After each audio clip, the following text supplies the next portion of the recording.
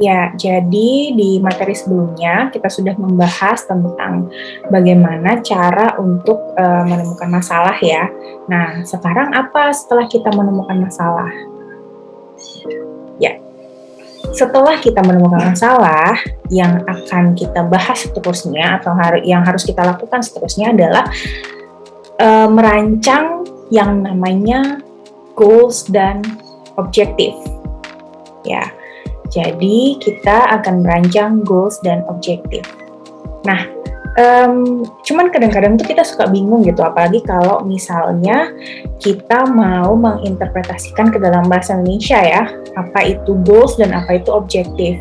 Karena biasanya pengertiannya jadinya sama, tujuan. Tapi ternyata tujuan di sini itu bisa kita bagi dua nih, menjadi tujuan yang sifatnya besar dengan jangka yang agak panjang, dan juga ada tujuan yang sifatnya pencapaiannya lebih kecil atau skupnya lebih kecil, dan tentu saja waktu yang untuk dibutuhkan mencapai tujuan tersebut juga lebih pendek. Nah, itulah yang dimaksud dengan goals dan objektif. Tapi apa sebenarnya pengertian dari masing-masing kedua konsep tadi? Kalian bisa lihat di sini. Kalau kita berbicara tentang goals itu adalah the final target to be achieved. Jadi kamu bisa bilang goals itu adalah tujuan akhir yang pengen kita capai nih dari masalah atau potensial challenge tadi yang udah kita tentukan di chapter-chapter sebelumnya gitu ya.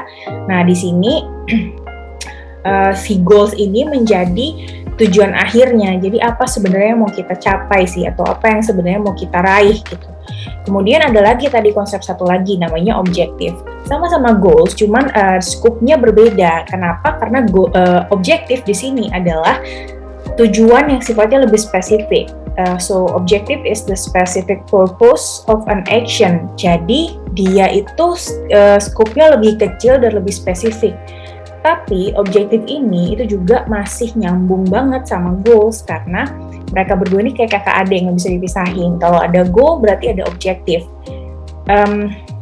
Karena tadi saya sebutnya objektif ini adalah specific purpose, sebenarnya si objektif ini itu secara nggak langsung akan membantu kita untuk achieve the final goal. Jadi kalau nggak punya objektif nih, kita akan sulit mencapai goals-nya, karena kita tidak ada sebutannya tuh kayak goals kecil gitu yang harus kita capai dulu sehingga goals yang besar tadi bisa tercapai.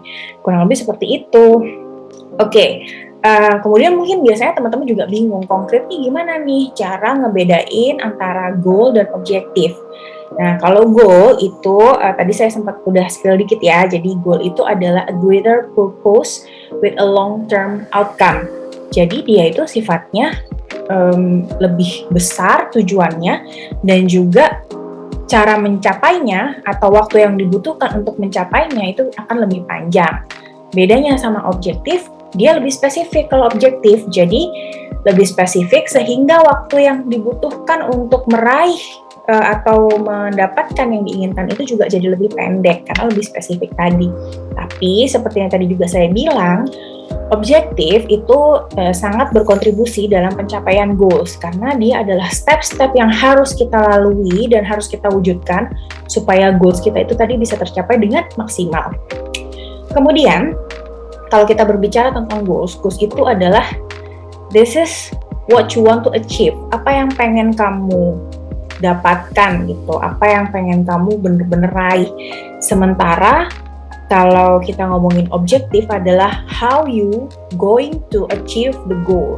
Ya, jadi yang satunya apa yang pengen kamu dapetin untuk goals-nya tadi ya, sementara objektifnya adalah bagaimana cara kamu supaya kamu bisa meraih goals tadi itu gitu, atau mewujudkan si goals itu tadi gitu. Jadi sangat nyambung nih, mereka kayak kakak adik, nggak bisa dipisah gitu ya antara goal sama objektif. Kemudian goal tadi itu karena dia bisa dibilang a greater purpose gitu ya, dia lebih besar tujuannya, kadang-kadang dia jadi susah untuk ukur gitu. Jadi agak sulit untuk diukur karena ya pencapaiannya sifatnya lumayan besar tujuannya. Sementara kalau yang namanya objektif must be measurable. Jadi dia wajib atau harus bisa untuk diukur. Nah, contohnya gimana nih? Kembali ke goal ya. Contoh dari goal misalnya, ternyata di dalam goal itu ada 3 level yang bisa kita capai. Level yang pertama adalah awareness, kemudian level kedua adalah attitudes and opinion, dan yang level ketiga adalah behavior.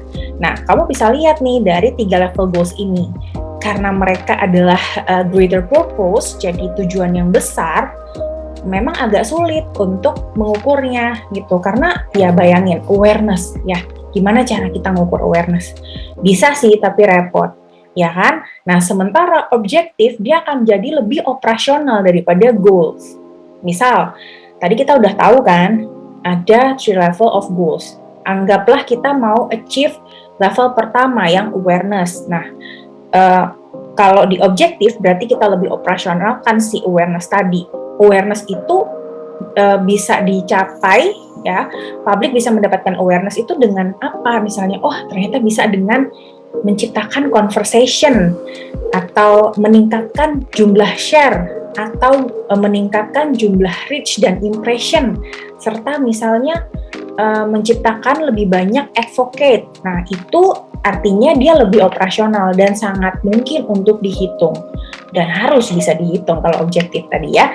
Nah, itu mungkin yang bisa kalian pahami gitu dari perbedaan antara goals dan objektif. Kamu udah tahu nih sekarang bedanya goals sama objektif. Tapi ada satu konsep tambahan lagi.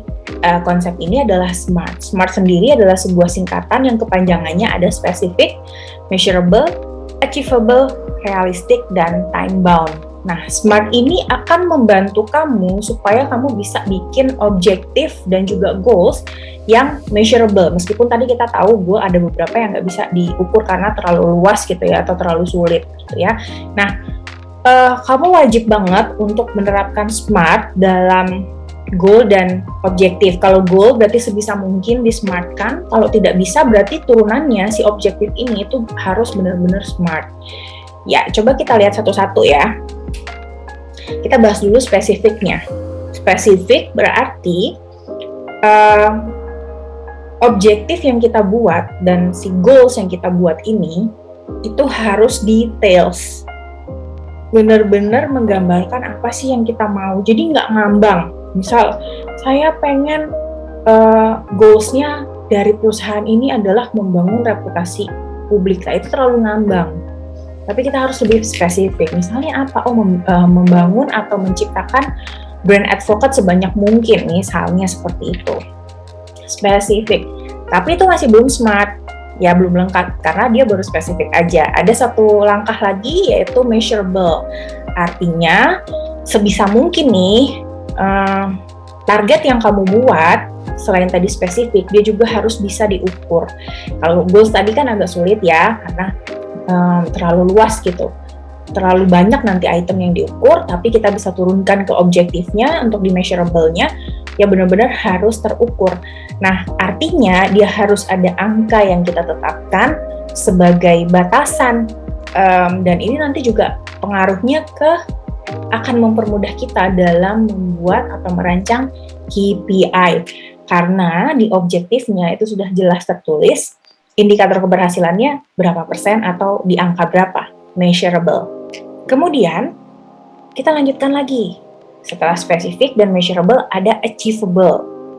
Nah, goals dan objektif yang kita buat itu harus achievable. Sebagus-bagusnya goals atau sebagus-bagusnya objektif, kalau nggak achievable, dia akan percuma. Achievable di sini maksudnya apa? Bisa diraih. Mungkin untuk diraih, mungkin untuk diwujudkan. Jadi, let's say ya, kita mau meningkatkan awareness. Ini untuk goals-nya, kita mau meningkatkan awareness, tapi kan awareness tadi kita tahu dia masih susah untuk diukur. Sekarang objektifnya kayak gimana? Oke, objektifnya berarti kita mau meningkatkan awareness dengan cara meningkatkan conversation, angka conversation dan impression serta reach masing-masing misalnya 30%. Jangan lupa, kita juga harus ingat 30% ini make sense nggak ya? Kita ukur nih, achievable nggak ya? Mungkin nggak ya? Nah, ini sangat ada kaitannya sama poin berikutnya, yaitu realistis. Selain achievable, bisa diraih, dia juga harus realistis. Misal nih, angka 1000 follower itu sangat achievable. Misalnya, kalau kita mau set KPI atau kita mau set objektifnya seperti itu. Tapi, dia akan menjadi tidak realistis ketika misalnya yang diminta adalah 1000 follower organik dalam waktu 1 menit. Jadi nggak realistis kan? Makanya ketika kita bikin objektifnya, apalagi sudah dengan angka-angka yang bisa di-measure tadi, harus juga bisa diwujudkan, bisa diraih, serta harus realistis. Nah, ini nanti ada kaitannya lagi sama poin yang terakhir, yaitu time bound. So, kalau kita mau jadi atau kita mau merancang objektif yang realistis, kita juga harus lihat nih, waktunya nutut nggak sih? Ya harus ada waktu set yang kamu atur yang jelas gitu, kapan, harus masuk akal dan harus achievable. Jadi sebenarnya nih teman-teman, SMART itu antara satu poin dengan yang lainnya itu akan berkaitan. Dia nggak berdiri sendiri-sendiri, tetapi saling menguatkan. Kurang lebih seperti itu. Dan teman-teman juga perlu ingat tadi, saya balik lagi nih, objektif dengan SMART itu sangat mungkin dan sebaiknya memang harus SMART kalau untuk objektifnya, karena kita butuh objektif yang bisa di-measure kan, yang bisa diukur. Sementara kalau goals tadi, mungkin kita akan menemukan goals yang sulit banget di-SMART-kan, karena misalnya nggak bisa semuanya, nggak bisa di-measure misalnya, tapi kita bisa buat tipe goals yang measurable dan realistik, bukan measurable, tapi achievable dan realistik gitu ya. Nah, kemudian kita udah tahu nih ada konsep goals, objektif. Kita juga udah tahu bedanya antara goals sama objektif. Kita juga udah tahu yang ideal adalah kita harus bikin goal dan objektif yang nggak cuma sekedar goal dan objektif, tapi harus SMART, harus pakai konsep SMART. Nah, tapi kenapa kita harus bikin goals dan objektif yang SMART? Yang pertama, kalau kita bisa bikin goals dan objektif yang SMART, itu sebenarnya adalah akan sangat membantu kita, karena kita bisa jadi fokus pada poin yang kita pengenin. Oke, saya pengen achieve A, B, C.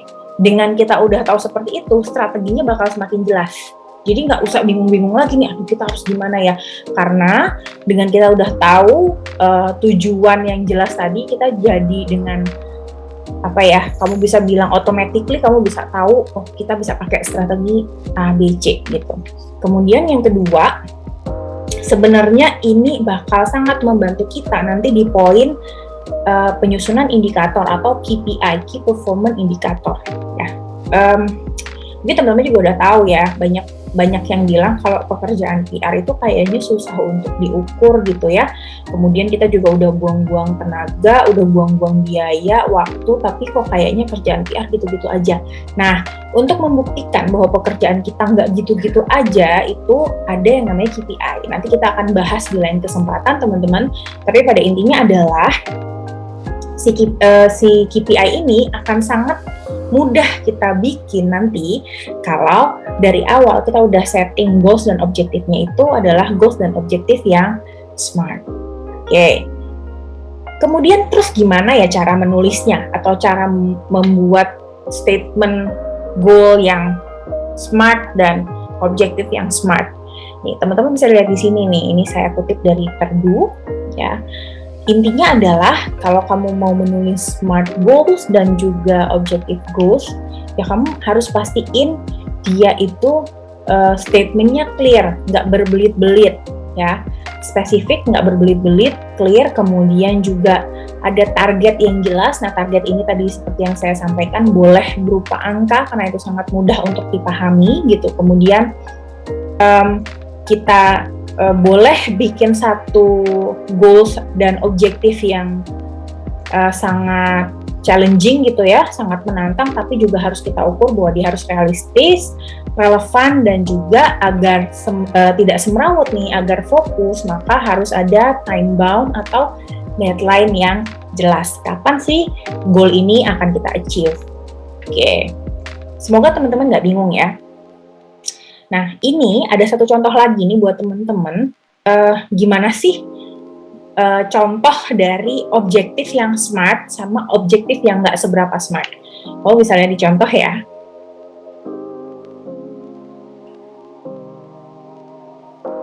Oke, itu saja untuk materi kali ini. Mudah-mudahan kalian terbantu dengan pembahasan saya hari ini. Jangan lupa bahwa apapun yang kita kerjain mulai dari awal ya, kalau misalnya teman-teman masih ingat kita ngomongin soal insight gather itu penting untuk ngapain? Untuk mengidentifikasi problem statement dan atau need statement yang kita perlukan gitu. Nah, nanti setelah itu baru deh kita bisa menyusun goal serta objektif yang smart agar kita bisa mewujudkan atau menjawab tadi problem serta need statement yang udah kita buat sebelumnya. Langkah-langkah ini harus dikerjakan secara berurutan, nggak boleh jumping. Misalnya, kita set dulu goals-nya, baru problemnya belakangan, nggak bisa. Ingat ya, di pertemuan-pertemuan sebelumnya kita juga sudah sempat membahas bahwasanya anggaplah kita ini dokter. Jadi kita nggak bisa ngasih conclusion duluan sebelum kita melakukan diagnosa terhadap pasien. Itu saja yang bisa saya sampaikan untuk episode kali ini. Untuk materi hari ini, kita akan balik lagi ngobrolin materi-materi yang lain yang masih ada kaitannya dengan bagaimana kita membuat program dan strategik dalam public relation. Semoga kalian terbantu. Sampai ketemu lagi.